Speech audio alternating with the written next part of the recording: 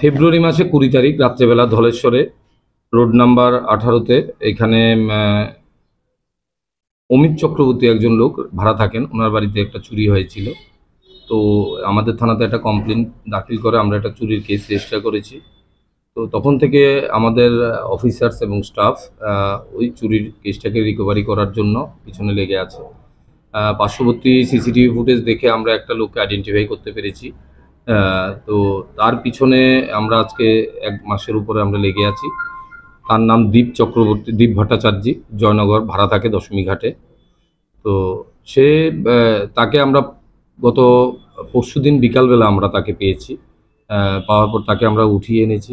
জিজ্ঞাসাবাদ করার পর জানা গেছে সে স্বীকার করেছে ওই বাড়িতে চুরি করেছে এবং বাড়িটা সে তাকে নিয়ে গিয়ে আমরা আইডেন্টিফাইও করেছি যে বাড়িটাতে চুরি করেছে। তো চুরি করার পর সে এখান থেকে আমবাসাতে তার ঠাকুমার বাড়ি আছে, ওখানে চলে গেছিল। তো ওখান থেকে আসার পরে তাকে তুলেছি। জিজ্ঞাসাবাদ করার পর সে স্বীকার করেছে। তার সাথে দীপক সূত্রধর এবং আরিয়ান সরকার বলে আরও দুজন আছে, তাদেরও আমরা উঠিয়েছি। এবং তাদের জিজ্ঞাসাবাদ করার পর দীপ ভট্টাচার্যের বাড়ি থেকে আমরা ওই কেসের যে চেইন, একটা স্বর্ণের চেন, হাতের বালা, কানের, এগুলো চুরি হয়েছিল, কমপ্লেনে ছিল এবং এগুলো তার বাড়ি থেকে আমরা রিকভারি করেছি। এগুলো আমরা সিজ করেছি। তাদের আজকে আমরা কোর্টে প্রেরণ করব। তাদের জিজ্ঞাসাবাদ করার পর দেখব আর কেউ জড়িত আছে কিনা, বা অন্যান্য যে কিছু কিছু ইনসিডেন্ট হচ্ছে এগুলোতে কোনো ইনভলভেন্সি আছে কিনা সেটা আমরা দেখব।